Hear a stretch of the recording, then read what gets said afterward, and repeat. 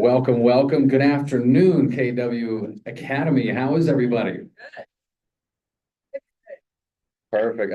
Let's try that again. It's Friday. We have a all-star panel in front of us. How is KW Academy this afternoon? Excellent. Well, thank you all for coming to the 2024 Mega Agent Camp panel.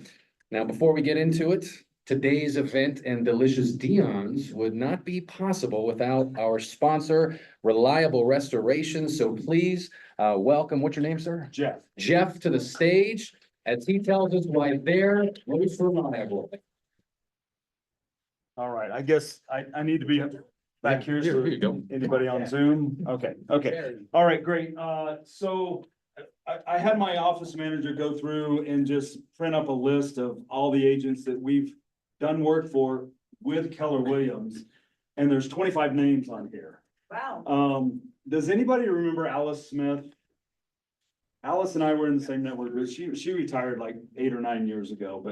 But anyhow, Alice Smith, Bob Sutton, Matt Barron, Sally Kruger, Seth Rochefort, yeah, but and then Serena Talamonte has been a friend of mine. She's one of the TAs that works for you guys.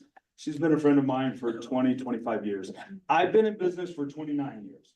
Okay, so let me tell you where you're gonna need our services. So we are a restoration company, but we kind of are, one of our niches is mold remediation. And so around the hot water heaters, underneath the sinks, a patch up in the ceiling. We're doing one for, what is her, Sarah? Yeah, we're doing one right now for her. It's like, it's a big job. It's a huge house up in the heights, but, it was an elderly couple and they just let the house go. So it needed a lot of work to get the mold out of there and then take care of a water leak. But what's unique about us, we've been in business for 29 years. I've been doing this for 29 years. We're locally owned. We do cover everything else from duct cleaning to carpet cleaning to rug cleaning to floods, fires.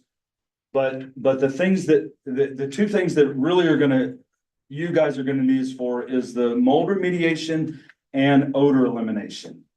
We're doing a house right now where, the pet odor was just unbelievable. But like I tell everybody, you're not gonna bulldoze that house. Even if you have to spend, 8 or 9,000, 10,000 to get the odor out of it, it's that's our specialty. Our true specialty is getting cigarette smoke odor out of homes. We've had in the 9 years that we've been using the process that we use, we have not had one home where we couldn't get the cigarette smoke odor out. What I will tell you is that you want to use us before you go in and paint and clean the carpet and have the ducts cleaned. We do a fumigation process throughout the whole house. We can do it with the customer's content in there. If you're trying to get a house on the market that they're, all their content is going to be there.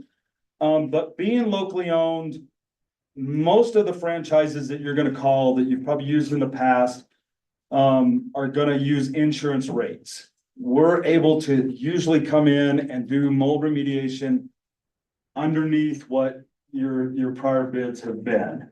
That's just and the smoke odor removal, especially compared to what a conventional restoration company would charge you to get smoke odor out. What we're using is something that it's CO2 gas, but it's an oxidizer just like ozone, but it's ozone on steroids. And it works.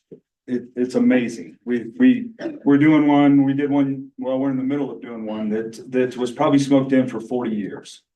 I mean, the yellow on the walls and the ceilings was just crazy. But save you guys money. We've got a crew. We're usually able to get out in a very timely manner. We understand the time sensitivity that you guys are dealing with and doing closings. Just keep in mind, mold remediation average is somewhere between 10 and 14 days by the time we remediate it, test it, get the test results back, deal with anything, regarding that. So don't wait till the last minute. Get us in early. You have a question? I'm Matt Barron. I've used you many times. Yes, Matt. And You saved my butt on like 4 different lists. Thank you. So I had another company bid out an easy one. There was a big panel behind a washer. And you could literally unscrew it and see the mold there. Another company, I think, quoted about 10 grand to fix it. You came and fix it for about 2,000. Yes. Just save the whole transaction. So, Hey, that's the thing that I tell everybody. I want to be the solution guy. I don't want to just rip all the kitchen cabinets out because we can charge you to put them back in. I want to be the guy that can go behind the wall, remediate it. You know, we realize that the homeowners are having to pay for this out of pocket. Mold is not covered by insurance. If you ever are in a situation where a customer, one of your clients feels like they can make a claim, call me first. It's very sensitive. Insurance companies are getting more and more, I mean, their job is to not pay out. But we can walk your client through how to talk to the insurance company to make sure that the claim is legitimate, especially when you're dealing with mold.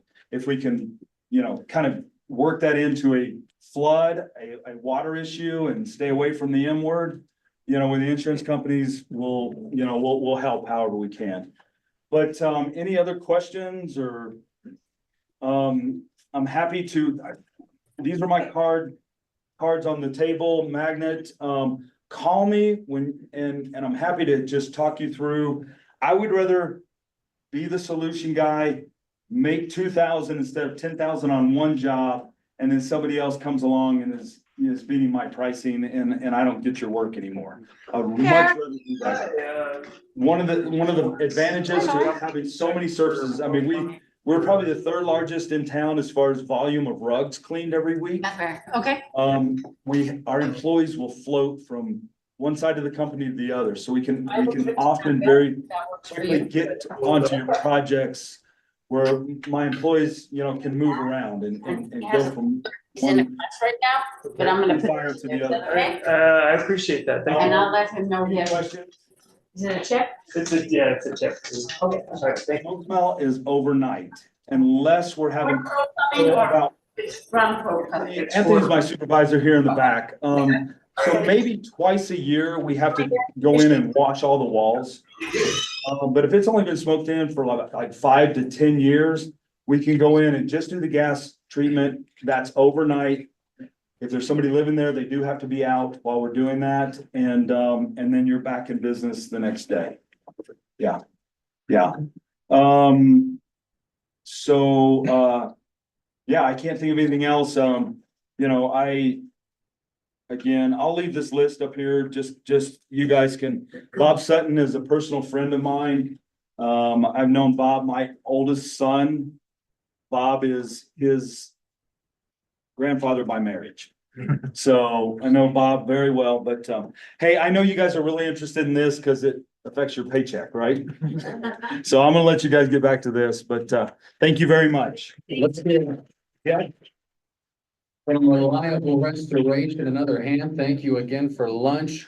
I think between everything you just said, the long list of realtors who have used you and Matt's testimonials speak to your reliability. So call Reliable Restoration today. No smoke is no joke. All right. Well, good afternoon and thank you all once again for coming to the 2024 Mega Agent Camp Panel. Every year, Mega Camp is one of 2 main events that Keller Williams hosts company-wide. Last week, roughly 5,000 KW realtors and staff congregated at the Austin, Texas Convention Center to hear some of the brightest minds in our industry and find ways to strengthen their business. From our office, 18 realtors and staff attended Mega Camp this year, 6 of whom are on our panel today. Let's introduce them. To my left, we have Tyler and Shana Kamtz of the Kamtz team. Now, if you haven't read the front page article of Real Producers, everybody, make sure to do so. They might even sign it for you. Shana also happens to be co-chair of Culture Committee for ALC, so thank you for your service, Shana. Next to Shana, we have Lisa Godin, team lead of Piece of the Planet Properties, everybody. One of the most unique real estate brands in all of New Mexico. Lisa, also a former ALC member, having served on which committee, Lisa? Oh, gosh, several of them. Several. Culture, growth, ultimately finance, yeah. Well, thank you so much for your service as well. Great to have you on the panel today. Next to Lisa, everybody, we have Ginni DiRaddo. One of our top solo brokers in the office, also a co-chair for the tech committee of ALC. Thank you for your service, Ginni. Now that right there is a very strong panel, but you know, it will always be better with Baron at the end. Matt and Destiny Baron, everybody. Also, some of our top producing couples teams, one of them with Destiny currently serving as co-chair of the tech committee alongside Ginni. I'm your host, Sean Ritchel, filling in for Nick Patel, who not only prepared everything today, but was also recognized on the main stage at Mega Camp for his hard work as one of the cultural ambassadors for our region. So let's give Nick a hand. And finally, do we have anyone in the audience who attended Mega Camp this year, in addition to our panelists? Raise your hand. Excellent. Anybody who's attended Mega Camp ever? Perfect, perfect. Lots of attendees. So I may ask you to chime in throughout. All right, everybody, you guys ready? Let's go to camp.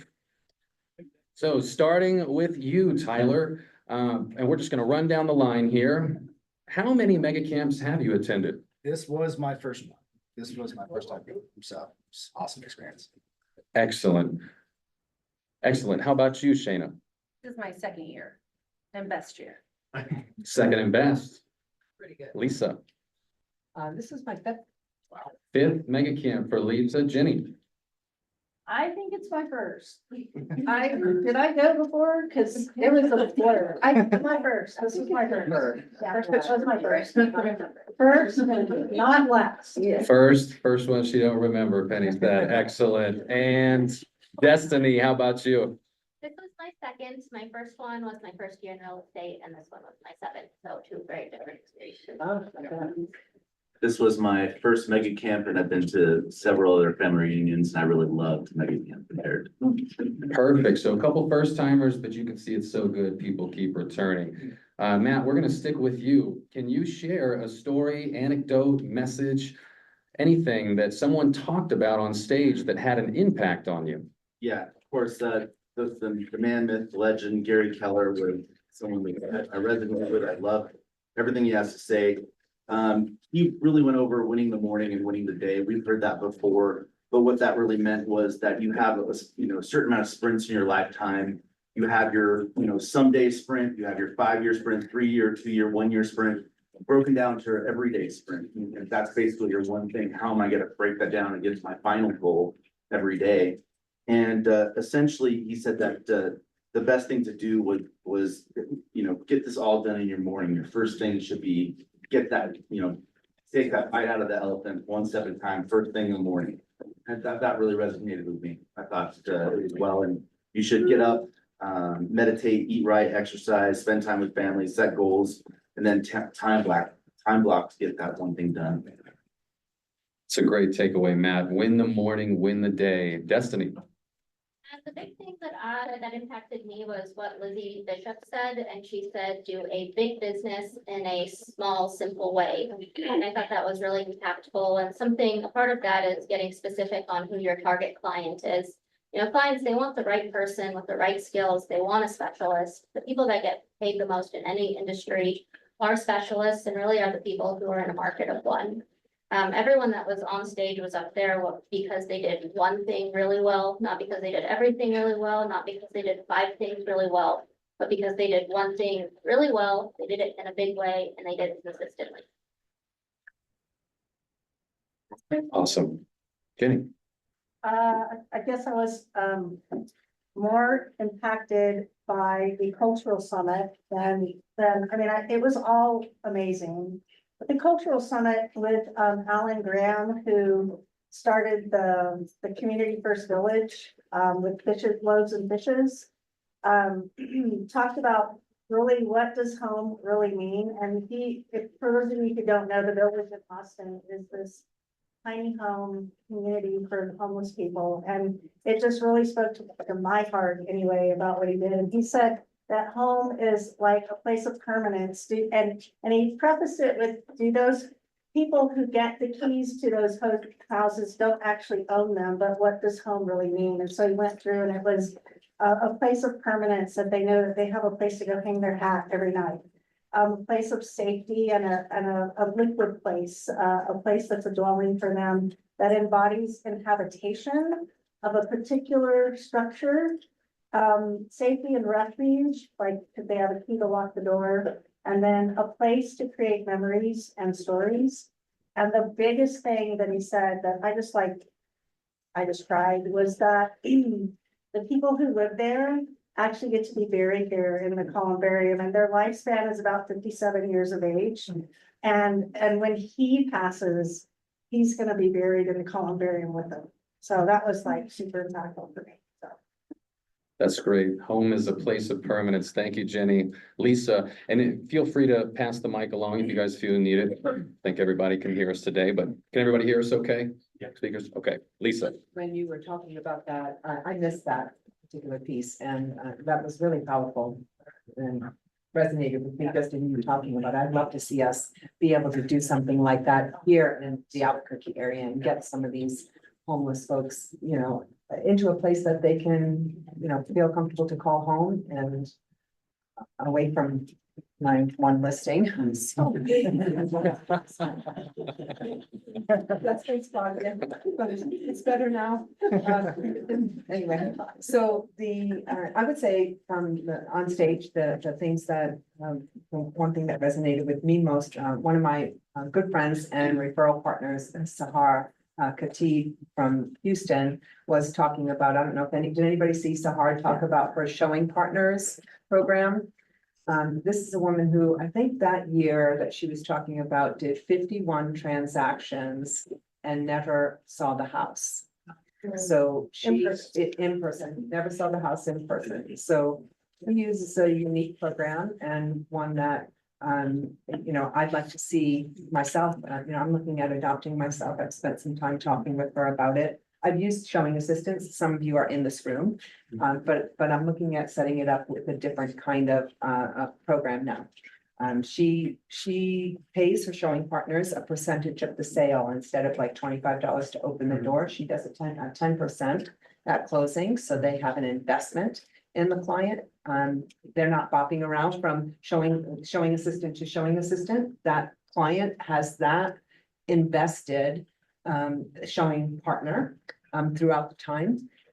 They do the showings, they do the inspections, they do the walkthroughs, but she still handles all of the paperwork, you know, the negotiations, the contract writing, things like that.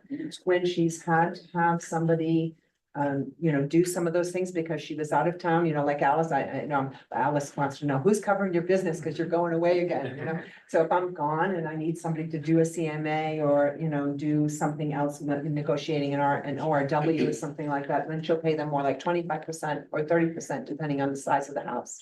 More like a referral out.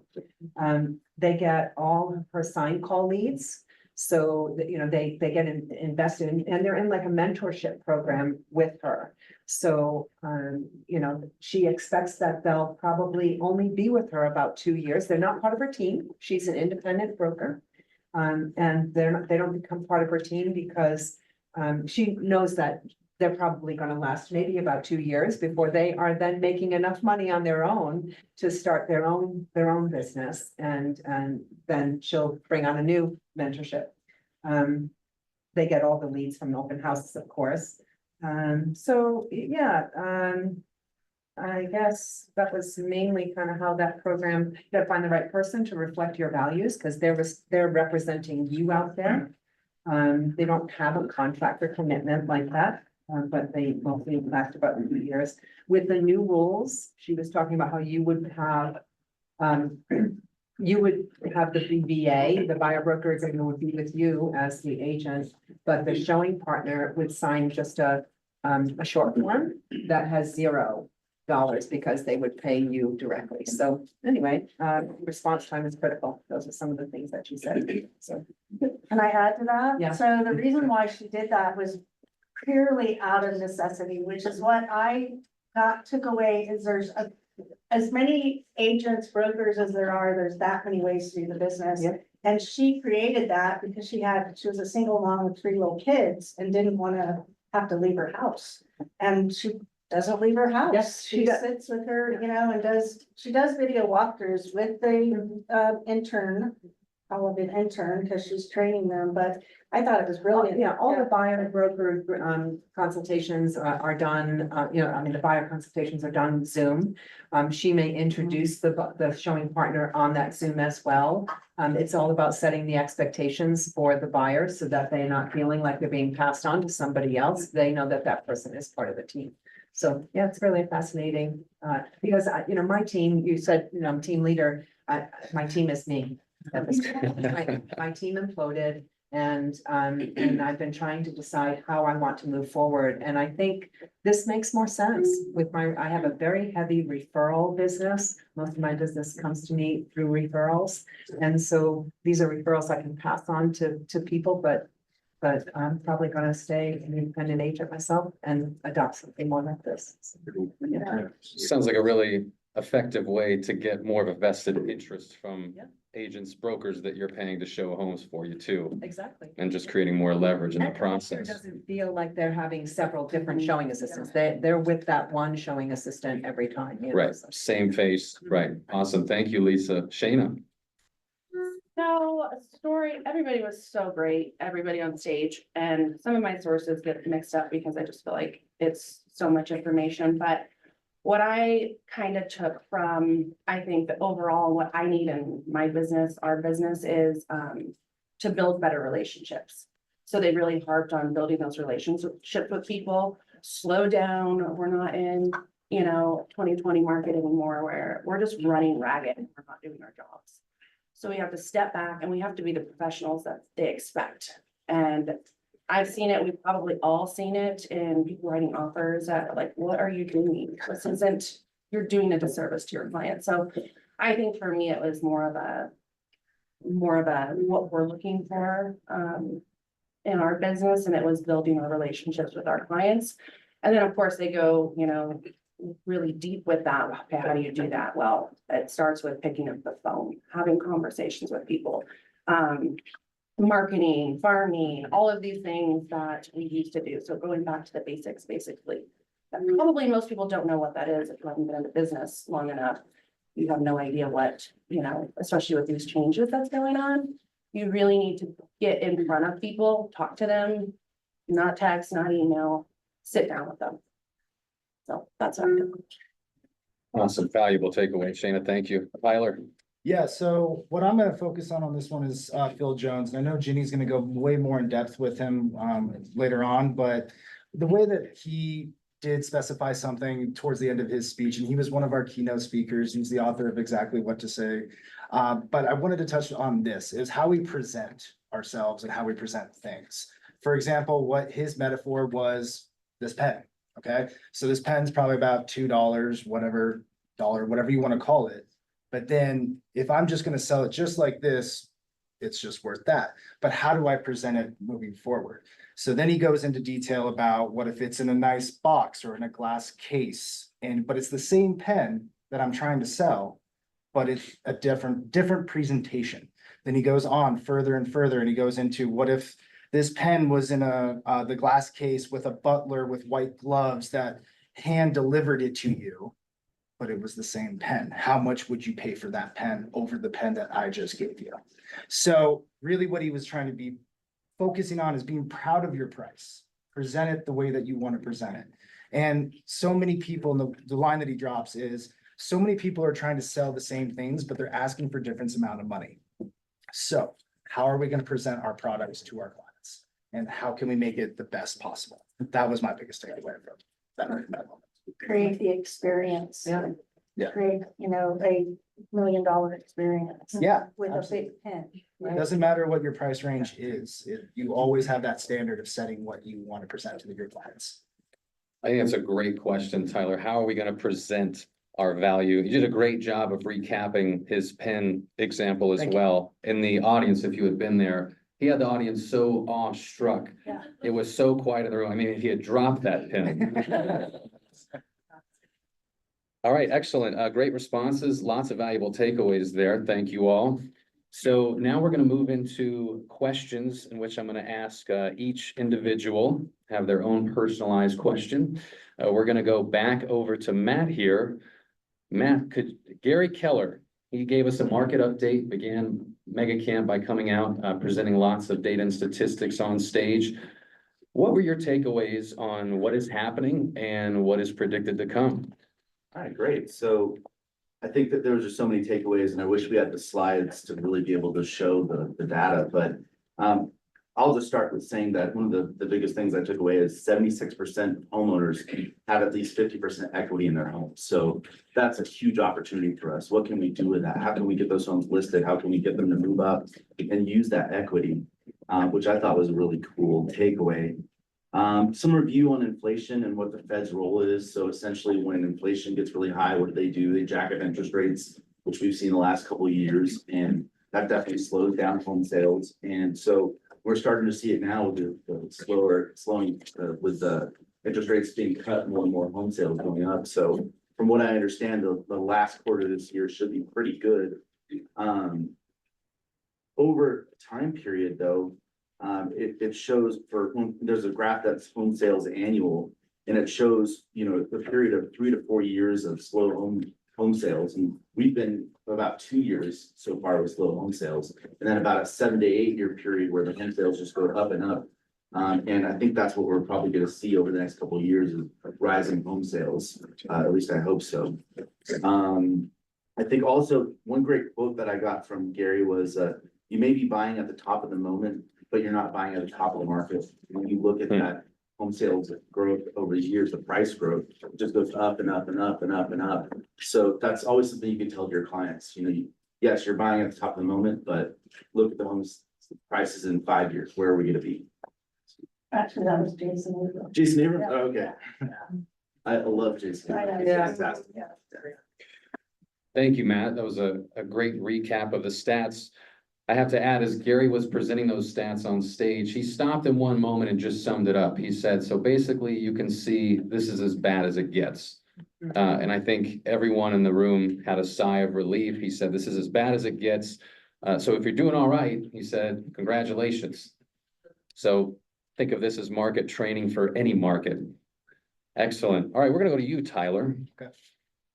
So they had a panel on open houses, a very intriguing open panel. Can you share your ahas from attending that? Absolutely. So if you guys were in Shannon Steer's class yesterday, we kind of touched on it a little bit. But the panelists for the open houses were absolute freaks. I mean, 100% of their business come from open houses.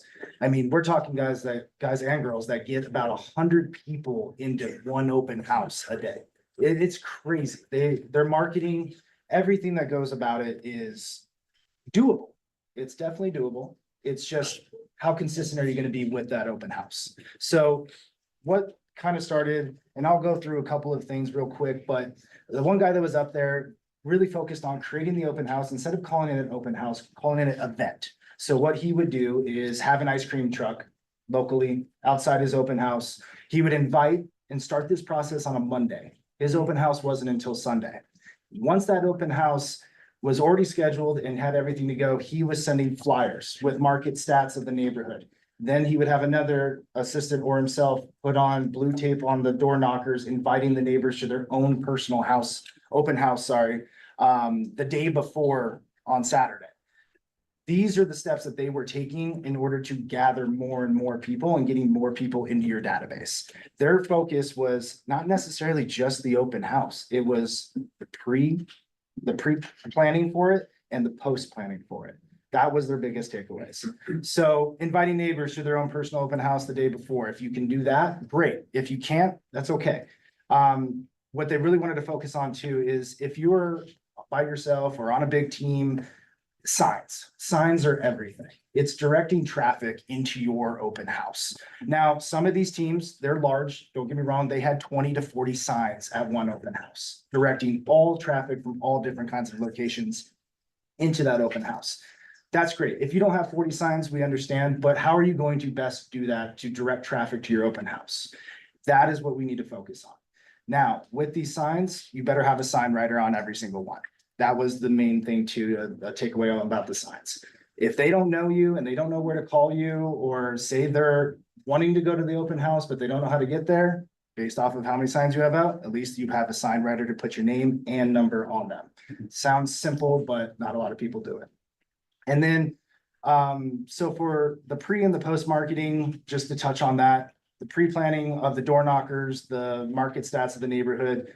Even Shannon kind of brought up a good one yesterday of really touching on maybe other neighborhoods that are on a lower value scale than the neighborhood that your open house is in, but upscale it and market those people, because maybe they want to be in that same school district, but they want a nicer house. So how can we market to those people as well?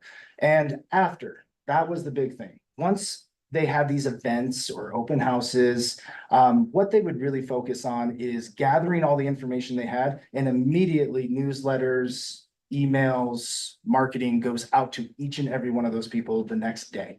So if you're not doing that, then why are you even holding the open house?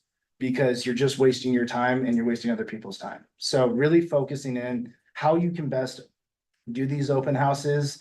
There's a lot of takeaways, and I'd love to share it with you. And I know Monica's very, very good at open houses as well, so she can help you out too. But that is something that I think is going to be a big takeaway with this changing market. Perfect. Thank you, Tyler. So where's your open house this weekend? Unfortunately, I do not have an open house this weekend, but I'm working on it. Working on. Houses scheduled every Yep. weekend.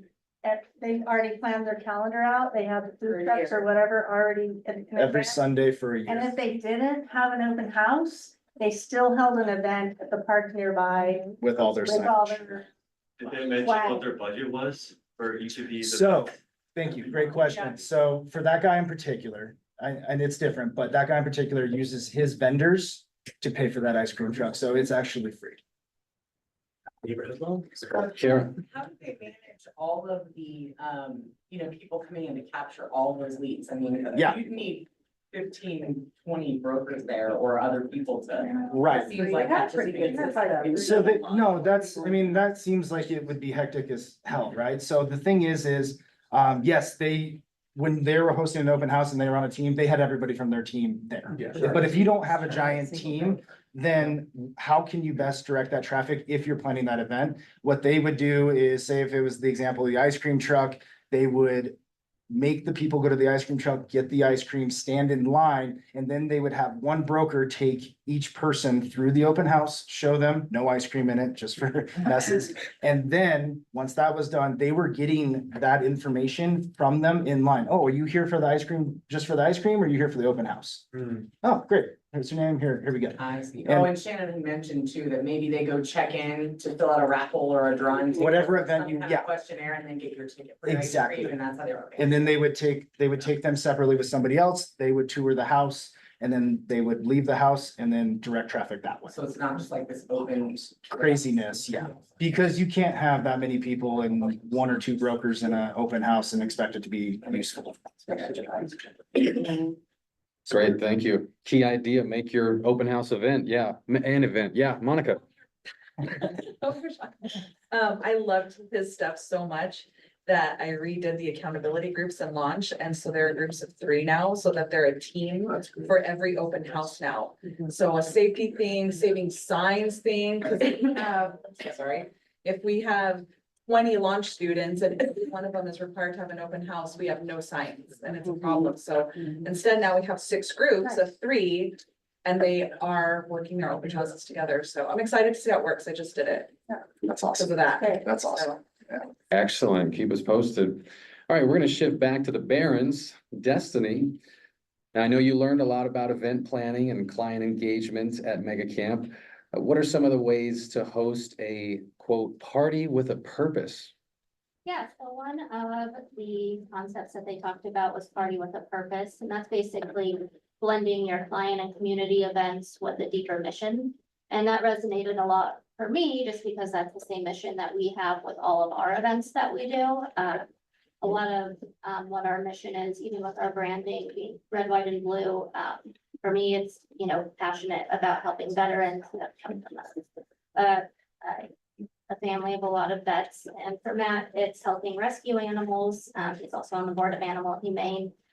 So all of our events have a purpose. And some of the feedback that we get from our clients is how much they love that we host events that give them a reason to give back. I think something to think about is that clients, they're more likely to remember an event that wasn't only enjoyable, but also meaningful to them. And also remembering you don't need a huge budget, again, partnering with your vendors, even talking with what Tyler touched on, even if you're a solo broker, your team could be, you know, your lenders, your stager, even if you're trying to do a big open house. Your lender could be signing people in and you could be touring them around the house and asking those questions. Something that they suggested that I thought was really great, again, if you don't have a huge budget, is plugging into community events. That takes away a lot of the overhead. And a simple question you can ask a business or organization is, what can I do to make your event better? And I thought that was a really great question. So you can just plug in. Awesome. Thank you, Destiny. I love how you tied the events you and Matt host back to your mission. Kind of reminds you of why we're doing all this in the first place. That's great. Thank you. Lisa, please tell us about trends in luxury as discussed in the Luxury Mastermind. So the first day before it really got started was Luxury Mastermind, excuse me, sorry. I'm back with a cough, but it's not COVID, so. Just too much partying, I think. Anyway, Brady, Sandal and Caroline were talking about 5 trends right now in luxury with luxury clients in general, and with people in that price point, right? So first of all, you know, most people who have a net worth of over 5 million or 5 million or above will have 4 homes. That's the average for those people. So thinking about them as, you know, what other markets might you be interested in? Might you be exploring right now? You know, you like to ski. Are you exploring something in, you know, some of the mountain communities? And depending on where you are, right? Oh, you're a beach bum. You know, have you considered looking at properties, you know, on one of the islands? We're all over the world. So, you know, I have visited our market centers in Jamaica, in Dominican Republic, in Albania just recently, my most recent, in France, in Turkey, in Greece, you know, so we have people everywhere that we can connect them to. And some of these luxury buyers are looking to buy internationally or in other areas, other markets here. But some of the 5 trends right now that luxury buyers are seeking brands and personal experiences that help them to achieve their goals. Embracing digital and virtual experiences right now to select where they want to go next. And they're really prioritizing health and wellness. So people, you know, of higher means right now, they're really focusing on health experiences too. And they're investing their money into real estate right now because it is a safe haven. And expanding their portfolio, like I said, with global real estate. So asking them, you know, what other markets are on your radar? One of the things they also talked about was something called third home. Is anybody familiar with third home? Or Kohana homes? Kohana homes is Dean, I can't think of Dean's last name right off the top of my head, in Hawaii, in Maui, and he has a program called Kohana Homes. And then they had a guy get up on stage, and I can't remember his last name. His name is Wade, and he's just started a program. It's been going a little bit, but called Third Home. And this is where it's basically a home trade system, you know, you don't want to buy a home in New Orleans, because you'll get tired of going there after a while, but you like to go there, so you'll trade your home in the Berkshires or wherever for the home in New Orleans for a period of time, and so this home trade. Yeah, so that was the luxury, and luxury symposium is the end of October, so I'm excited to go into that. Excellent. Third home. Third home, and Koana Homes, it is the same idea. And Koana Homes he's a broker, or agent with Keller Williams, KOHANA Homes. Wade, I don't think he's a broker with KW, but I'm not positive. Thank you, Lisa. We're excited for you to attend that symposium, and you're definitely our KW Global Ambassador here within the office, having been to all the brokerages abroad. Ginny. We were very fortunate to have Phil Jones. Everybody's familiar with that name, right? Author of Exactly What to Say for Real Estate Agents. In case you don't have it, highly recommend it. Just another valuable tool for your real estate box. Ginny, as a keynote speaker, Phil Jones, can you share what you learned from him at MegaCamp? There was so much. I'm gonna try to break it down, but so in this market that we're in, and this new rules and this real estate revolution that we have, so we need to try to set ourselves apart. Kind of like, Tyler said, everyone's doing the same thing, right? So how do we set ourselves apart? And he said to be people experts with a big knowledge of real estate rather than being a real estate expert. So again, going back to relationships as well.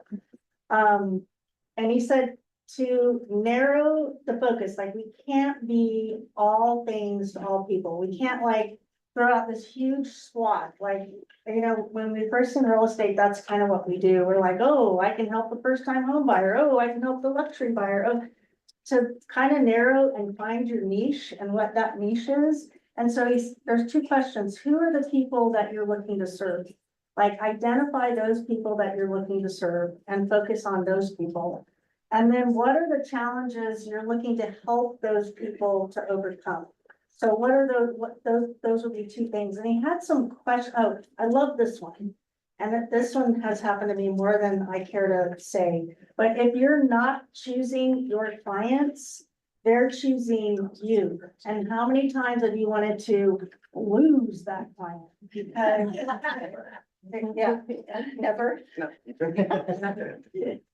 So if you're not choosing and you're not focusing on that particular client, then the chances of you not vetting that client and them being a real pain in your backside can be pretty high.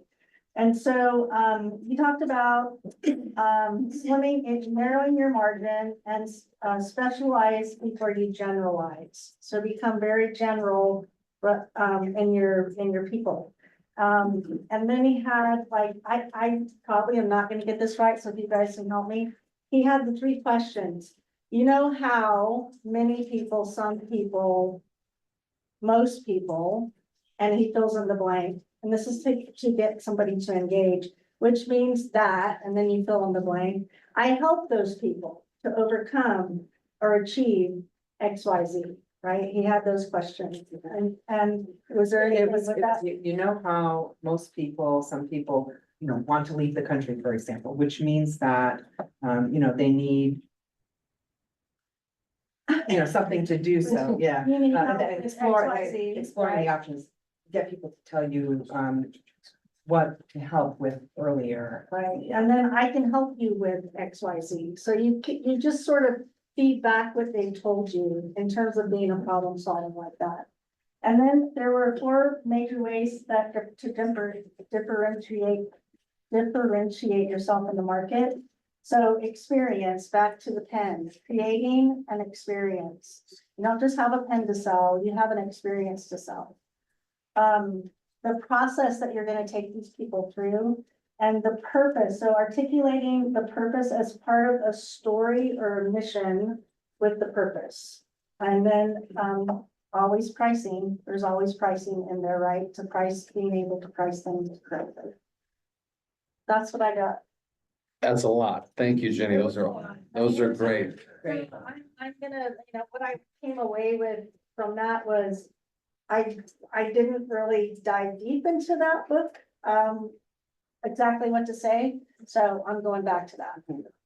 And also too, I just listened to it recently, episode 32 on the podcast, Millionaire Real Estate, by KW. Jason interviews him as well. So if you guys want to listen to that, it will blow your mind. This guy's insane.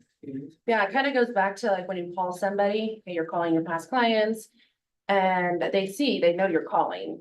And you answer the phone and you say, hey, did I catch you at a good time? And they're like, remove that from your vocabulary. You just need to answer the phone.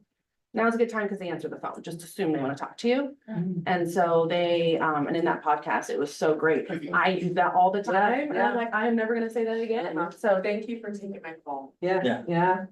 Exactly. So it's just, again, Focus on your yeah, words. don't know your worth. They answered your call. Assume Don't they give wanted to them, talk to you. don't give them that opportunity to say no. Now is not a good time. Don't ask that question anymore, even if you don't know them. Just don't ask it. Just get to the conversation. I'm just gonna expand on that. Another one, when you see people, you automatically say, how are you? You don't care. It's a hard question to answer. Just say, it's good to see you, Yeah. right? I'm so glad you're here. Yeah. Just things like that don't need a response. It saves so much time and energy because if you're not really gonna be vested in what they have to Because say, you're not. you're not being authentic, right? Authentic, that's a word. Yeah, authentic is something that they kept reiterating. Authentic, be authentic. But to go back to that, they also said, don't ask, we're in real estate. Everyone's like, how's real estate? How's the business? That's like the number one question we get when we say we're a realtor. Turn it around. Ask your people, how's your business? Yeah. Well, people want to talk about it, and that's how you engage people. And then boom, you're finding out, well, getting a new job, or then you find motivation of maybe they need to move or whatever it may be. So ask others, how's business? Your clients, your friends, everybody. And it just shows that you care a little bit more. Absolutely, when you know exactly what to say. And on those lines, yeah, Phil Jones, his whole idea is that, you can know the theory, you can know the systems, you can have all that in place, but if you don't know what to say in the moments that matter, it can make or break a deal. So well said, Ginny and Shana. Since we're on the subject, did anybody else want to? We did add to that? run into him one night. I don't know who else. You have a picture with him, I believe. Is that right? Took a picture. Yeah, I was drunk enough to say hi. Now, we're just all talking and we would not stop talking to him. I took an opportunity and I ran with it. So. Very polite, very Yeah, so we awesome. got a picture. It was really cool. He was very humble. All the speakers were super. You got quite a few pictures. I You got a did, picture I with did. Phil. Who else? Phil, Gary also told me in Destiny, we kind of had a conversation with Gary. When they almost got hit by the rotating camera, he told them to sit down.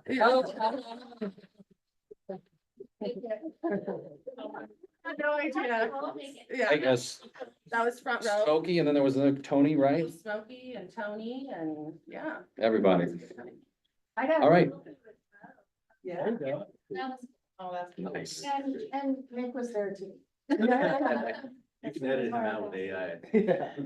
One of the things you just said, that to know what to say, you have to know what to say, you have to practice it beforehand. And that was one of the things that you said as well, knowing what to say is important, but practicing it right in the moment is, you want to practice it in advance. Yeah. Right. One of the most underutilized skills we should be practicing role playing, right? Yes, yes. I think you do a class on that, don't you? Mondays at 1 in the internet cafe. Yeah. All right, Shana, well, we're gonna stick right with you here. I know you already touched on some of these, but any other takeaways from Mega Camp that you are implementing in your business today?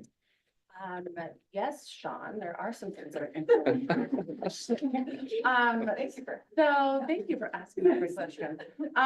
So back to the relationships and the pen thing. What are you selling? We're now having to sell ourselves even more than we were with not only sellers, but buyers. So We've already met with Dana. We're like, all right, we need to rebrand. We need to just kind of fluff up what we're doing because people like pretty. People, no matter what you say, people do like that. And if you you go to two businesses, right? You walk in and this business is just, you're like, ew, I don't feel good in here. And then you go to another one that's like, the experience is just there. You're gonna choose them. So same thing when you're interviewing agents, and you make sure you're one professional, you know what to say, but also make sure your presentation is on point, because that is more than ever. People are like, why are we paying you the big bucks? Because all this stuff, I'm gonna make you look pretty, and that's what this is about. But this is about real estate and how can I make sure your house is pretty so that we can sell it and market it and all that stuff. So already implementing that. And I'm also leveraging my some people to take things off my task, like marketing and systems. You need to be systematic right now also more than ever, because you don't have a system and your team can't follow it or you can't follow it, you're just gonna get lost. When they talk a lot about AI, and I'm sure you guys are all sick of hearing about AI and how it can take your jobs. But that's something they talked about, like you should have the app on your phone, ChatGPT, and you should be using it as if it was Google, so it can get to know you. And then you utilize it. You utilize it for your business. It will take you places, or you're gonna let that AI replace you. And if you don't use it, you're just gonna, 5-10 years down the road. So yeah, just that, my marketing. And then we've also started, like they said, going back small. Who are you focusing on? Not everybody. You're not gonna get everybody. So we're going back to focusing on our VIP clients, our people, and then our farm area, which is, let's go to a higher level, not just send some postcards and door knockers, like actually, what are we gonna do? Throw events, things like that, but we're gonna be a lot more intentional with that as well, moving forward. That's great, Shana. Thank you. Be intentional. Love it. All right, now it's time for the speed round. Last question of the day, and we're gonna close today with a call to action. And then I want to turn to the audience and folks who were at this year's mega camp or ones in the past. But before we do that, real quick speed round. Why should you attend mega camp next year, Tyler? For me, being on the first year ever going, kind of went into it, didn't know my expectations. But I think for mega camp, you have to be in the right mindset.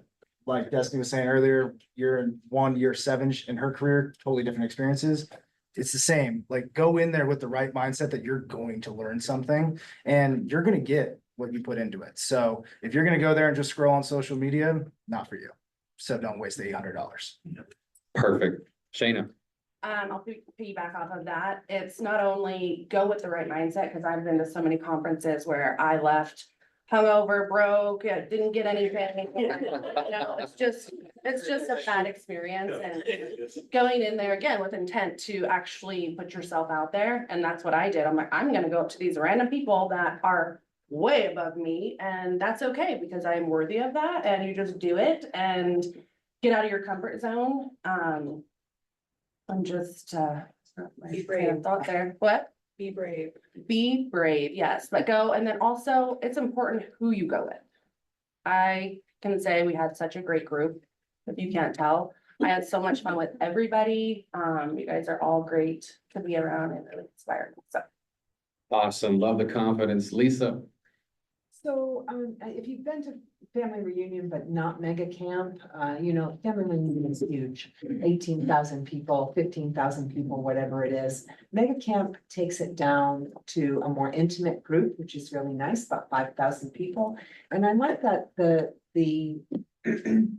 classes, everything is happening all on the one stage. You're not mostly, they've done breakouts before, but mostly they are all happening in the same place. So you're in those classes with people at every level, you're all taking in the same information at a time. For me, it's also a big networking opportunity.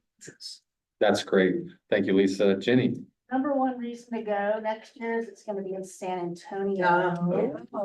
It's stomping ground, no, that's not gonna, but it is, it's gonna be, because they're redoing the convention center in Austin, so it'll be in San Antonio, totally different vibe, but a same, you know, a really fun city. I think this being my first one, and I'm only used to, family reunion, I went feeling like, okay, I was having to like, oh, I'm gonna get overwhelmed with all the people, but I actually ended up being able to network. I created some little things that I handed out, and I actually have already gotten some of those people to reconnect back with me. So I think the networking part of that, and just again, stepping out of that comfort zone, because that is not something, I'm not like a social butterfly at all. And to go introduce myself to people in another state and just start the conversation about, do you have a referral partner in New Mexico? And hey, here I am, here's my information. Give me yours. So that was really, really good for me. Thank you, Ginny. Destiny. I think you should go for mindset. Real estate changes every day and you're always at a different season in your business. Right now with the NAR settlement, I would say, going to Mega Camp was so powerful. I'm gonna share two powerful questions that they asked that I thought was so impactful with our mindset. And that was, how much value are you depriving your client of by assuming they want the lowest price? And how much money have you cost yourself by assuming they want the cheapest option? Those are two powerful things, because I think it's not always knowing about what to say. It's that too, but it's about knowing what to ask. And I think we should be asking questions that frame our services as an investment for our clients and not just a cost to minimize. Excellent. Thank you, Matt. Destiny always says everything right. Tough act to follow. Exactly. Well, I had the best time hanging out with everybody at Mega Camp, so that's probably the thing. But really, it was kind of validating what, we're doing, a little bit of validation and a little bit of what we need to tweak, some things. So we don't have to recreate the wheel in this industry. We just have to find a model and do it really well. And if it's simple and it works really well, let's dive in deep. And I think there's some good takeaways from that.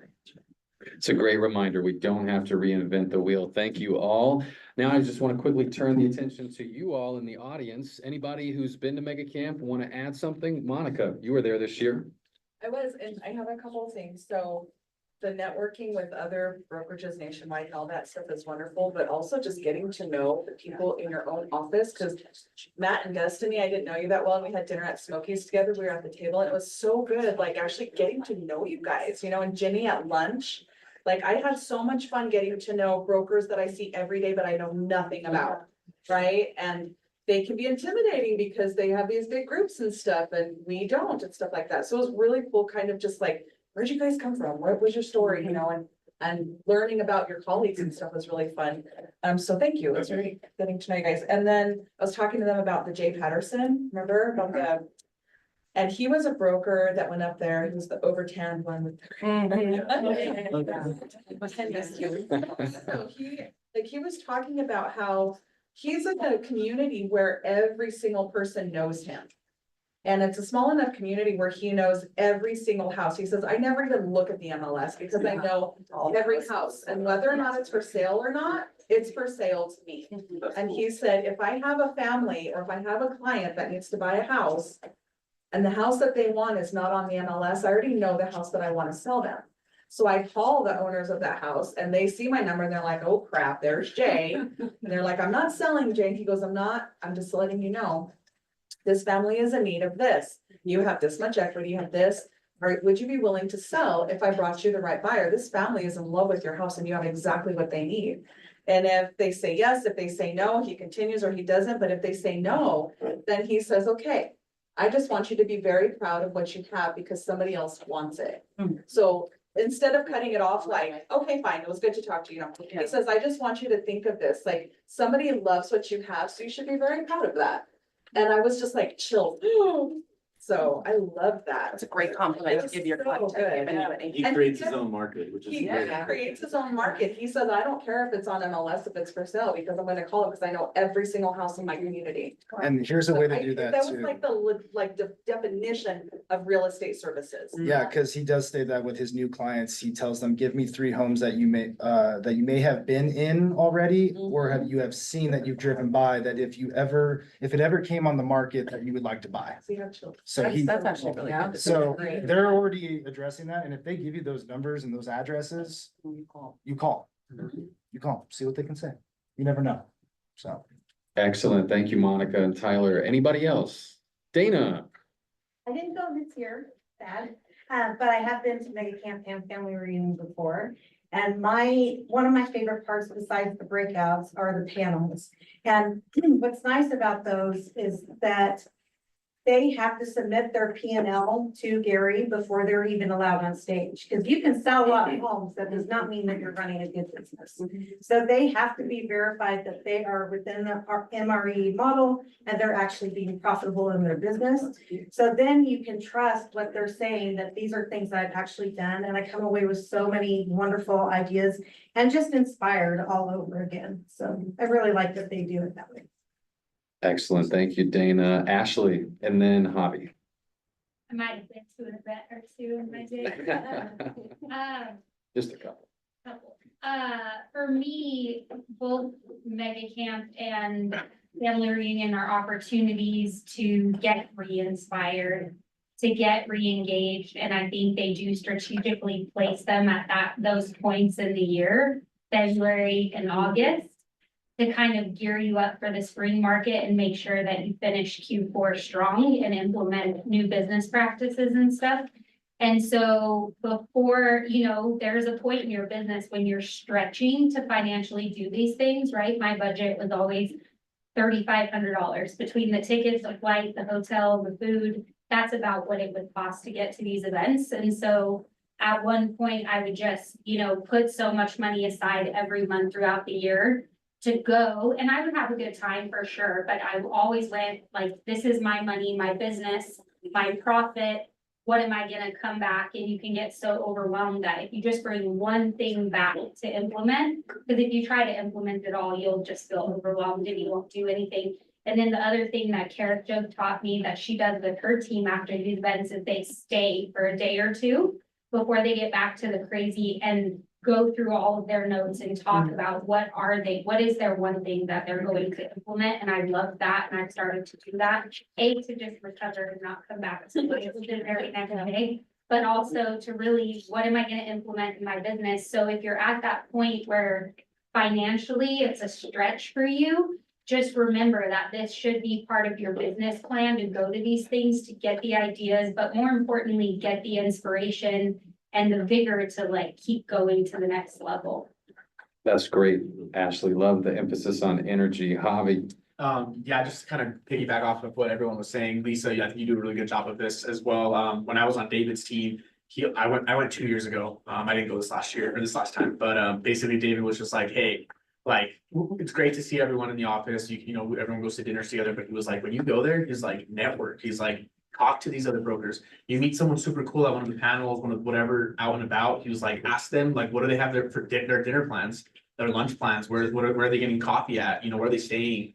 And start to kind of get yourself out of that comfortability is what you guys are talking about, get out of that zone. And I think that's hopefully next year if I go or when I go, that's my intention is to go and get out of my bubble and just meet other brokers from other places and just network and just be like, hey, I'm from Albuquerque, let's talk, let's go to dinner.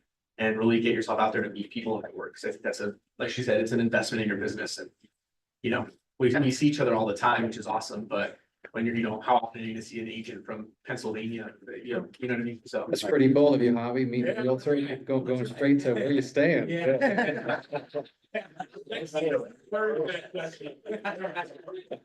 My girlfriend there. We're back. What's your name? Where you staying? Just one thing to say on that, I think it's super important and you probably do it, but when you meet these people, we're in the world of social media, you should instantly go add them, boom, then you send them a message with your number, I'm the Albuquerque market, and you should just be doing that and make sure everyone be top of mind. Like that. When I came back and went to the office, I guess it was Monday or Tuesday, I already had something in my mail folder that someone sent me a card that met me. I mean, it was Nice. like, Yeah. they were. I got like text, Shit, yeah. well, I better send them something now. Yeah. Oh, people Tell your- love what are we selling? organization. Oh, yeah, one of the speakers, Roy Vaden. People don't pay for information, they pay for organization and application. So share everything you know for free. Yeah. Excellent. All right. Well, we are over time, so we're gonna end on that note. But before we do, could we go ahead and give our phenomenal panel a round of applause? You all were wonderful today. Thank you. Hopefully, everyone in the audience got some valuable takeaways. I do want to remind everybody, let's give another round of applause to our friends over at Reliable Restoration for feeding us today. Thank you, gentlemen. You guys know who to call when you need reliable restoration. And I hope you all have a wonderful weekend. Alice, do you have some I announcements? just wanted to give a personal endorsement for Jeff. He's gonna stick around if anybody has any specific questions, but I know him personally. You know, we are experts in real estate. He is an expert at what he does. And you could not get any better service than Jeff. So please talk to him if you have any questions. I recommended you to Sarah the other day and then he said, hey, we did that job. And I didn't know she called him, but anyway, he truly does a great job. He is the best. So wanted everybody to know it. Thank you guys again for your service and for lunch. I think there's still some left over. Any other final announcements? Are we all set? You were fantastic. All right, you guys, hold on. Thank you. Thank you all so much. You guys have a wonderful weekend. Be safe and rock KW proudly.